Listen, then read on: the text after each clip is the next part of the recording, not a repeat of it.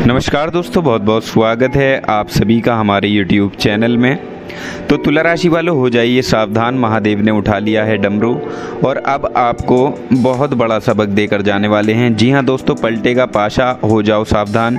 जो होगा आपने सपने में कभी शायद ही सोचा होगा।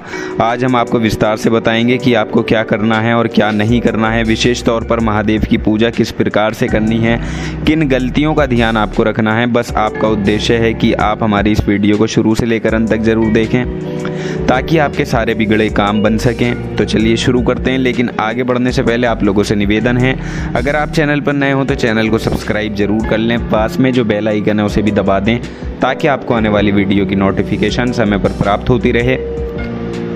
तुला राशि के सभी लोग जानते हैं आपका जीवन शनिदेव की कृपा से ही चलता है। तो सच्चे मन से कमेंट सेक्शन में जय शनिदेव जरूर लिख दें और साथ ही साथ इस वीडियो को एक लाइक आप ज़रूर कर दीजिएगा। शनिदेव का आशीर्वाद पाने के लिए चैनल को सब्सक्राइब जरूर कर लें। दोस्तों, हम यहाँ पर बात कर रहे हैं तुला राशि की और आज हम आपको बताने वाले हैं कि अब आपके आने वाले समय में जो कुछ भी आप जोड़ सकते हैं जोड़ लीजिए, क्योंकि सावन का महीना तो पूरे 1 महीने का है, परंतु कुछ समय बाद आपका अगला समय शुरू हो जाएगा। ग्रह अलग चाल चलने लगेंगे। तो देखिए, सबसे पहले आपको बता दें कि रोज़ाना आपको महादेव के ऊपर जल अर्पित करना ही करना है। ये नियम बना लें क्योंकि अगस्त महीने की शुरुआत होने जा रही है। अब हम आपको एक बात बता दें कि बहुत सारे लोग महादेव के मंदिर जाते हैं और क्या करते हैं कि वहीं पड़े लोटे से लोटा जो होता है वहीं पड़े लोटे से वहीं का जल अर्पित कर देते हैं। तो ये किसी काम का नहीं है, क्योंकि अगर आप वहीं की चीज़ वहीं अर्पित कर रहे हैं तो फिर आपने खुद से क्या किया। इसलिए आपको अपने घर से ही जल भरकर लोटा भरकर लाना है। अगर जल ला रहे हैं तो तांबे का लोटा, और अगर दूध अगर आप ला रहे हैं तो स्टील या किसी भी बर्तन में आपको लेकर जाना है। और ध्यान रखना है कि बेलपत्र भी आप चढ़ाएंगे तो बहुत अच्छा रहेगा और बेलपत्र एकदम साफ़ सुथरे होने चाहिए, कटे कटे नहीं होने चाहिए। यकीनन ये नियम अगर आप रोज़ाना का बना लेंगे तो इससे आपको जीवन में तरक्की पाने में कोई नहीं रोक पाएगा।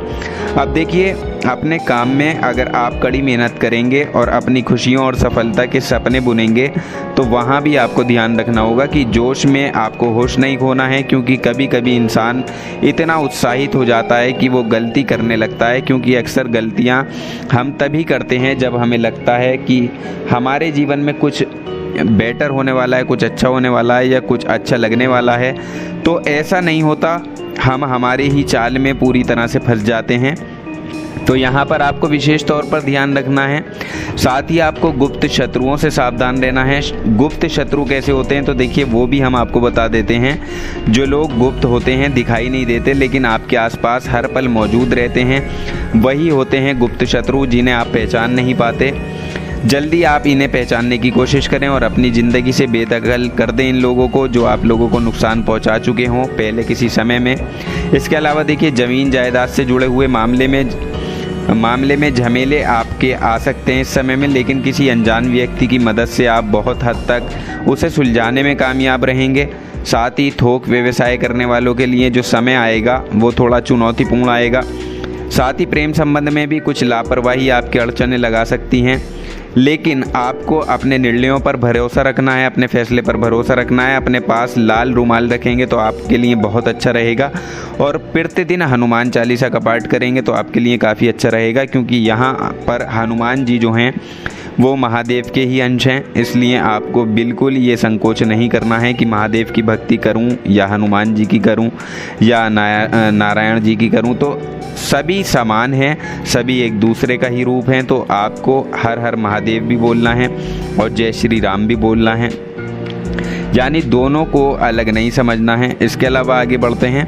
देखिए, कार्य क्षेत्र में भी कुछ विरोधी आपके कार्य में रुकावट लगा सकते हैं आने वाले समय में, लेकिन आपको बहुत सतर्क रहकर स्मार्ट होकर स्मार्ट वर्क करना है। इस समय से आपको इस तरह से आपको काम करना है कि कोई आपके काम को छेड़ ना सके। योजनाएं भी ऐसी बनानी है कि कोई डिस्टर्ब ना कर सके।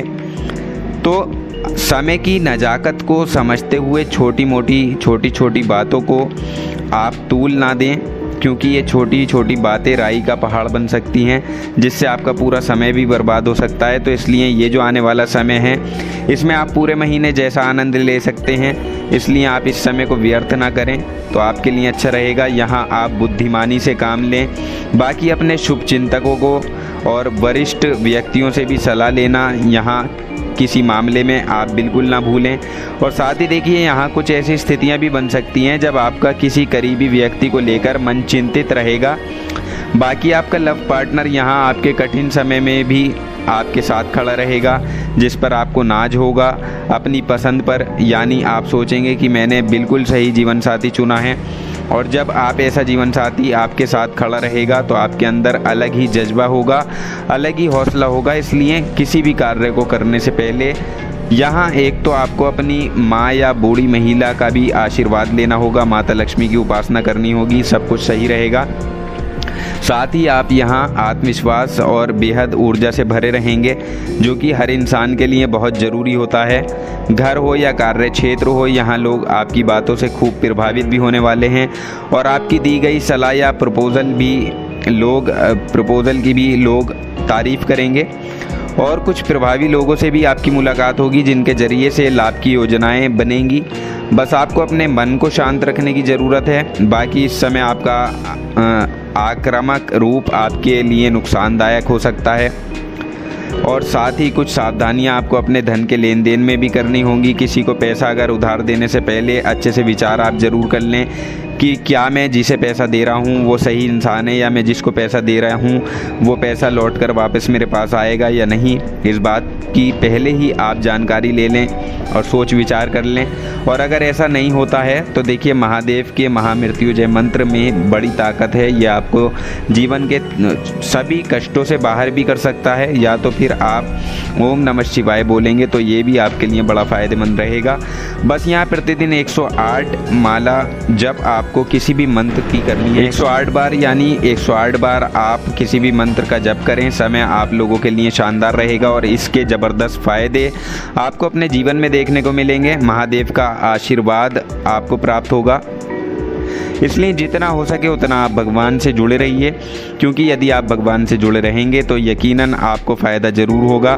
अब इसके अलावा देखिए, एक छोटा सा उदाहरण हम आपके सामने पेश करते हैं, जिसको सुनने में आपको बड़ा मज़ा आएगा। तो देखिए, एक बार की बात है जब 0 आएगा, तो देखिए एक बार की बात है जब 0 यानी शून्य को अभिमान होने लगा कि संख्या तो मेरे बिना कुछ भी नहीं है। और वो संख्या से बोला कि जब मैं तेरे पीछे लगता हूँ तो तू सीधा 10 गुना हो जाता है, यानी 1 के पीछे लगता हूँ तो 10 गुना हो जाता है, और 2 पर लगता हूँ तो 100 गुना हो जाता है, यानी मेरे बिना तुम कुछ नहीं हो। तो उसी बात पर संख्या ने जवाब दिया कि शून्य तो कहे तो बात सही रहा है, लेकिन अगर आप मान लें कि हम ना हो तो तेरा क्या वजूद है, क्योंकि शून्य तो चाहे कितने भी हो जाएं, लेकिन लोग उसे तब तक नहीं मानेंगे जब तक उसके साथ कोई दूसरी संख्या नहीं जुड़ेगी। तो यकीनन आपको ये बात समझनी होगी। इसका तात्पर्य ये है कि हम शून्य हैं और जो संख्या है वो है श्री कृष्ण, यानी हमारे महादेव, हमारे भगवान। यानी हम भगवान के साथ जब भी जुड़ते हैं तो हमारी वैल्यू 10 गुना 100 गुना तक हो जाती है। परंतु अगर भगवान का साथ हम छोड़ दें तो हमारी कुछ भी वैल्यू नहीं रहेगी। हम चाहे जितनी भी संख्या में हो जाएं, कितना भी बड़ा इंसान बन जाएं। तो इस उदाहरण से आपको केवल एक ही सीख लेनी है कि हमेशा अपने भगवान से जुड़े रहिए, आपकी वैल्यू 10 गुना 100 गुना तक बढ़ जाएगी। नहीं तो आप केवल मात्र शून्य ही रह जाएंगे, जिसकी कोई वैल्यू नहीं है। इसी बात पर कमेंट बॉक्स में हर हर महादेव आप ज़रूर लिख दें। अब इसके अलावा देखिए, यहाँ अपने किसी मित्र या सगे संबंधी से होने वाले नुकसान की आशंका से आप अचंभित रहेंगे और समय पर किसी की मदद ना मिलने से मन में एक बेचैनी सी बनी रहेगी, लेकिन आप खुद को संभालते हुए हर परेशानी से निपटने में कामयाब हो जाएंगे। और हर तरह की उलझनों के बीच भी कार्य क्षेत्र में आपका कामकाज जरूर प्रभावित होगा, लेकिन घरेलू समस्याओं का निराकरण हो जाने पर मन में असंतोष का भाव रहेगा। साथ ही कुछ सेहत संबंधित परेशानियां भी आपको हो सकती हैं, तो इसलिए सेहत का ज़रूर ध्यान रखें। और आपके साथ देखिए थोड़ा सा कोई बुरा व्यवहार भी कर सकता है, तो इसलिए थोड़ा सा सतर्क रहिएगा और अपनी वाणी पर जो है थोड़ा संयम रखिएगा। बाकी जो समय रहेगा आपके लिए काफ़ी अच्छा रहने वाला है, जैसा कि हमने आपको बताया है वैसा ही आपको करना है। और इसके अलावा देखिए जो समय है व्यापारियों के लिए अच्छा है, पारिवारिक जीवन के लिए अच्छा है, प्रेम जीवन के लिए आपके अच्छा रहेगा। तो दोस्तों यहाँ पर आप कमेंट सेक्शन में हर हर महादेव लिखें।